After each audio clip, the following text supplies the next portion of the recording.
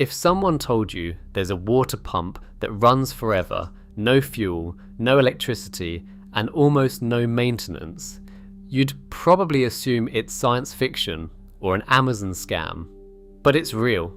It's been around since the 1700s. And you can still build one from hardware store parts for next to nothing. It's called the hydraulic ram pump, and it's one of those inventions that's so simple, so brilliant, that it basically engineered itself out of business because it never breaks, it doesn't need you, and nobody can make money selling it twice. And hey, if you like this kind of story, don't forget to hit subscribe and tell us what you think. It helps us bring you more stories like this one. France, 1796.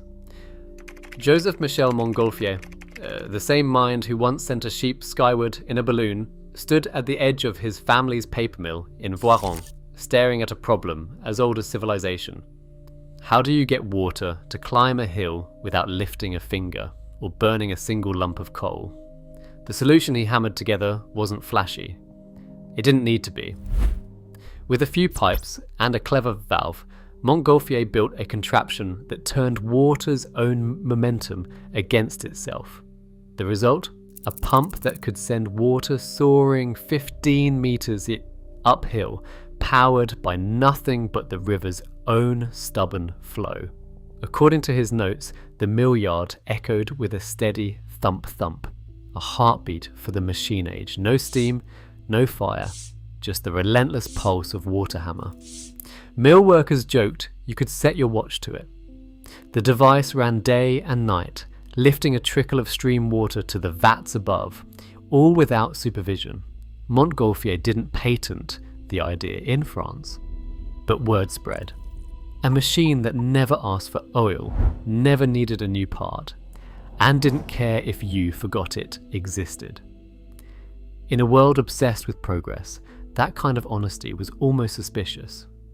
The hydraulic ram was born out of necessity, but its real genius was in how little it needed from anyone at all.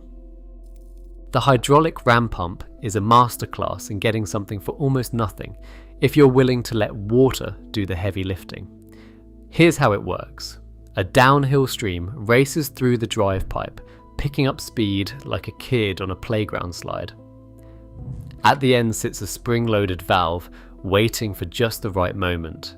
As water slams the valve shut, the sudden stop sends a shockwave called water hammer, ricocheting back through the pipe. This is no gentle nudge. The pressure spike can hit around 3.6 megapascals, enough to make a plumber sweat. That surge forces a fraction of the water, typically about 10%, up through a second valve and into the delivery pipe, climbing far higher than gravity would normally allow. The rest? It's sent back to the stream to try again. The cycle repeats, thump thump, like the heartbeat of a machine that never sleeps. All this happens without wires, without fuel, without a single microchip. The magic is in the timing. Too slow, and you lose momentum. Too fast, and the pressure fizzles out. The result is a pump that quietly turns flow into lift, squeezing utility from the chaos of moving water. It's not perpetual motion or free energy, just physics, patience, and a clever use of leftovers. By the mid-1800s, the hydraulic ram pump had gone from a one-off curiosity to a rural staple. Its signature thump echoing across hillsides from the French Alps to the American Midwest. Farmers, always on the lookout for a machine that wouldn't quit, latched onto the ram's promise. Set it up once, and it just keeps going. By 1850, US farms alone were using ram pumps to water over 4,000 hectares, with no wires, no fuel bills, no anxious glances at the oil can. In England, entire villages relied on these iron workhorses to push water up to pastures and barns, sometimes for 50 years or more, without so much as a new valve. Local records tell of rams running from one generation to the next, outlasting not just the livestock, but the barns themselves. The numbers don't lie. A device that can lift water uphill, run on nothing but gravity, and shrug off the decades. That's not just engineering, that's a rebellion against built-in obsolescence. While other machines demanded attention and spare parts, the ram pump kept working, quietly making a mockery of anything designed to break. All it took was a new kind of promise. Flip a switch, and water appears, no questions asked. By the late 1930s, the US government had poured nearly $2 billion into rural electrification loans, wiring up farms that once depended on the steady thump of a ram pump. Suddenly, electric pumps were everywhere, advertised as modern miracles. 30% cheaper up front. No need to fuss with pipe slopes or clearing leaves. Utilities loved them too. Every gallon pumped meant another line on the monthly bill. The old iron rams, built to outlast barns and bank accounts, didn't stand a chance in a market chasing convenience and replacement parts. In a world built on selling the next upgrade, a machine that refused to break just didn't fit the business plan. Mireille Kagame stands beside a battered steel drum in Rwanda, listening for the thump-thump that means her village won't have to haul buckets up the hill today.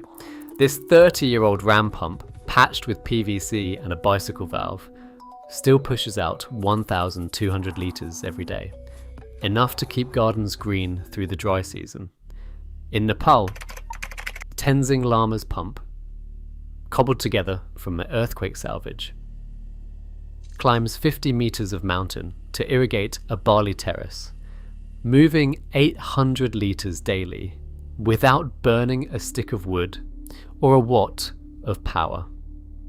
Down in Guatemala, Don Luis Gomez documents a century-old ram unearthed after a landslide, celebrated not as a relic, but as proof that some machines really can outlive us.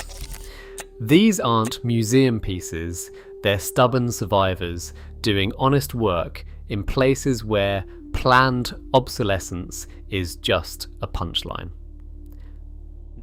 Numbers are hard to ignore. A typical electric pump throws in the towel after 10 to 12 years, dragging a trail of replacement parts and power bills behind it.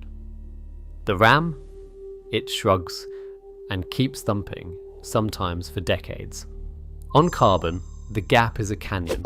0.45 kilograms of carbon dioxide per litre for electric, just 0.02 for a ram. But here's the honest bit. A ram pump needs at least 2 meters of steady drop and only lifts about 10% of the water it swallows. No magic, no perpetual motion, just physics, patience, and a refusal to quit. Today, while gadgets die young, a ram pump thumps on. Simple, stubborn, and honest. Maybe the real question isn't how it works, but why almost nothing else is built to last.